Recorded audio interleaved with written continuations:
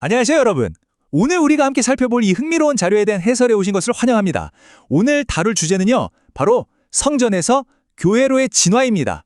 그러니까 아주 오래된 역사적 전환점에 대한 이야기죠. 단순히 옛날 옛적 이야기가 아니라 수천 년 전의 그 엄청난 위기가 어떻게 오늘날 우리 삶의 가장 깊숙한 곳까지 영향을 미치게 되었는지 그 놀라운 여정을 따라가 보려고 합니다. 자, 준비되셨나요? 바로 시작해보죠. 혹시 이런 생각 해보신 적 있으신가요? 현대의 주일 예배나 종교 모임은 고대 성경 시대의 성전 예배랑 왜 이렇게 완전히 진짜 하나부터 열까지 다를까 하는 거예요. 자, 본격적으로 이 역사적 미스터리 속으로 한번 빠져보겠습니다. 생각해보세요. 고대 성전에는 제물로 바칠 동물들이 있었고 피가 튀고 거대한 제단이 있었잖아요. 그런데 오늘날 우리는 그저 조용히 앉아서 성경을 읽고 노래를 부르죠. 도대체 수천 년 동안 무슨 일이 있었길래 이렇게 극적인 변화가 생긴 걸까요? 이 모든 충격적인 변화의 시작은 기원전 586년으로 거슬러 올라갑니다. 타임라인을 쭉 보면 이때 바벨론 유스라는 어마어마한 국가적 재난이 발생하죠. 첫 번째 예루살렘 성전이 완전히 파괴된 겁니다. 유대인들에겐 이건 그냥 건물이 무너졌네 수준이 아니었어요. 민족의 정체성이자 신앙의 우주적 중심지 그 자체가 통째로 날아간 그야말로 상상조차 할 수 없는 엄청난 쇼크였죠. 이후에 제2성전 시대를 거치면서 포로들이 귀환해 잠깐 회복을 꿈꾸기도 합니다.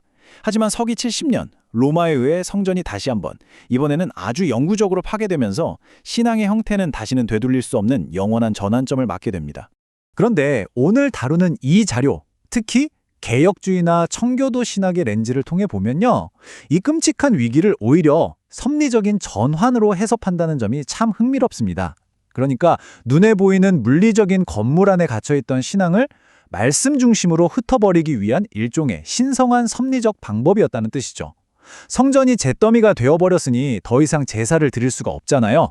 바로 그 캄캄한 절망의 끝에서 신앙의 본질 자체가 완전히 새로운 방향으로 분산되고 이동하게 된 겁니다. 여기서 정말 눈여겨볼 만한 부분은 이 두 시스템이 얼마나 극명하게 대비되느냐 하는 거예요. 한쪽에는 고정된 장소에서 동물의 피를 흘려야만 했던 희생제사 중심의 성전 체제가 있고요. 다른 한쪽에는 장소에 구애받지 않고 어디에나 세울 수 있으면서 기도와 성경에 집중하는 유연한 말씀 중심의 회당 체제가 있죠. 성전 파괴와 이방 땅으로의 강제 이주라는 그 거대한 재난이 참 역설적이게도 지리적 제약을 훌쩍 뛰어넘는 아주 기발하고 놀라운 신앙적 적응을 만들어낸 셈입니다. 자, 그럼 대체 이 회당이라는 건 정확히 뭘까요? 흔히 시나고그라고 부르는 이 단어는 바벨론 포로기 시절에 처음 생겨났는데요. 단순히 모임이나 집회를 뜻합니다. 이방 땅 바벨론으로 억지로 끌려간 유대인들은 정말 모든 걸 잃은 절망감 속에서도 어떻게든 자기들의 정체성만은 지키려고 필사적이었어요. 그래서 흩어진 마을 단위로 335 모이기 시작한 거죠. 뭐해서 뭐랬느냐? 눈물을 흘리며 하나님의 율법을 외우고 또 기도했습니다. 그러면서 무너진 성전을 대체할 완전히 새로운 신앙 제도를 탄생시킨 겁니다. 이게 바로 우리가 알고 있는 그 회당의 기원입니다. 섹션 1. 제사에서 말씀으로 새로운 형식의 도입입니다. 당시 회당 예배가 어떻게 진행됐는지 그 순서를 한번 쫙 볼까요? 크게 4단계였는데요. 먼저 1단계, 신명기 말씀을 암송하는 쉐마를 통해 유일신 신앙을 고백합니다. 2단계는 정해진 기도문인 테필라를 바치고요. 3단계에서는 토라와 하프타라, 그러니까 율법서와 선지서를 소리내어 읽습니다. 그리고 마지막 4단계로 설교와 권면이 이어졌죠.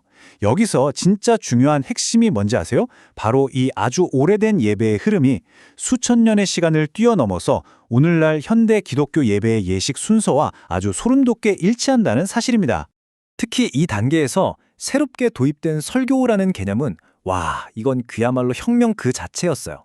그냥 성경을 쭉 읽고 끝나는 게 아니라 낭독이 끝난 뒤에 누구나 그 말씀에 대해 강론하고 권면할 수 있는 열린 형식이 생겨난 거거든요. 예전처럼 특정 가문이나 혈통을 가진 제사장들만이 제사를 독점하던 그 꽉 막힌 구조에서 완전히 벗어나게 된 거죠. 이제는 말씀을 깊이 아는 사람이라면 누구든 앞으로 나와서 사람들을 격려할 수 있게 되었습니다. 이게 바로 지금 이 순간에도 전 세계 수많은 교회에서 매주 진행되고 있는 설교의 직접적인 조상입니다. 음악적인 부분에서도 정말 확연한 변화가 눈에 띕니다. 예전 성전 예배를 가득 채웠던 그 장엄하고 화려한 악기 연주들, 다들 상상해 가시죠? 그런데 그 자리를 사람들이 다 같이 목소리를 모아 부르는 단순하고 깊이 있는 시편 차량이 대신하게 됩니다. 이 자료에서 설명하는 청교도 신학의 관점에 따르면요, 이렇게 화려한 거칠애를 싹 걷어내고 오직 말씀에만 오롯이 집중하는 이 단순하고 경건한 형식이 바로 가장 완벽한 성경적 예배 모델이라고 아주 높게 평가하고 있습니다. 섹션 2. 현대의 회당. 단순한 종교시설. 그 2, 3입니다. 자, 여기서 아주 기억하기 쉽고 재미있는 상식 하나만 슬쩍 짚고 넘어갈게요. 미냐안이라는 규정이 있는데요. 이게 뭐냐면 공식적인 회당 예배를 제대로 드리려면 반드시 성인 남성 10명이 모여야 한다는 최소 인원 요건입니다. 진짜 놀라운 건 바벨론 포로기라는 그 까마득하고 고통스러웠던 시절에 만들어진 이 엄격한 규칙이 수천 년이 지난 지금 정통 유대교 회당에서도 여전히 아주 철저하게 지켜지고 있다는 겁니다. 대단하죠? 오늘날 회당이 어떻게 운영되는지 자세히 들여다보면 여긴 그냥 종교적으로 예배만 드리는 곳이 아닙니다. 전 세계에 흩어진 유대인 디아스포라 공동체의 완전한 핵심 허브 역할을 하거든요. 교육도 하고 재판도 하고 복지센터 역할까지 다 합니다. 리더십 구조도 핏줄을 따지던 제사장에서 벗어나서 덕랑 있는 회당장과 성경에 아주 정통한 지식인인 랍비를 중심으로 완전히 바뀌었죠. 이들은 요즘 동물 제사를 드리지 않고 언젠가 성전이 재건되기를 기다리면서 회당을 히브리어 교육과 전통 문화를 다음 세대에 물려주는 아주 강력하고 실질적인 커뮤니티의 중심으로 활용하고 있습니다.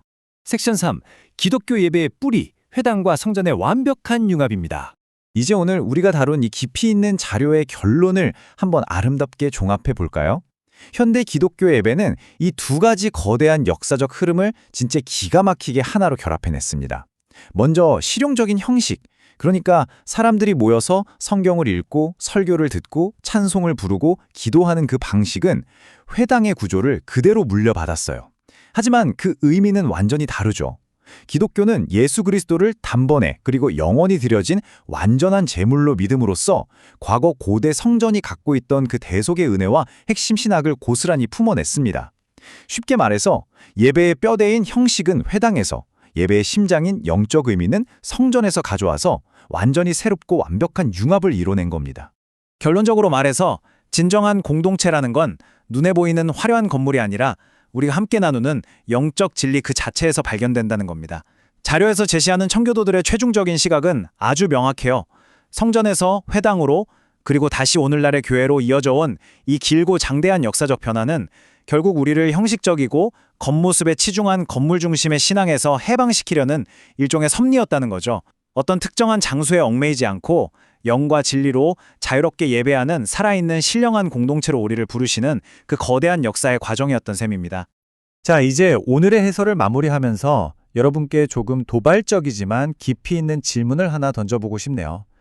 만약 여러분이 가진 신앙의 진짜 핵심이 어떤 눈에 보이는 물리적인 건물이나 화려한 장소에 묶여 있는 게 아니라면 오늘날 여러분의 진정한 영적 공동체는 과연 어디에 존재하고 있습니까? 거대한 성전이 와르르 무너져 내리는 그 끔찍한 충격과 절망 속에서 역설적이게도 말씀 중심의 진정한 신앙이 새롭게 피어났던 것처럼 말이죠. 수천 년 전에 일어났던 이 극적인 역사적 전환이 오늘날 우리의 삶과 신앙에 어떤 큰 울림을 주는지 한번 깊이 생각해 보셨으면 좋겠습니다. 오늘 이 흥미로운 자료에 대한 해설에 끝까지 함께해 주셔서 정말 감사합니다.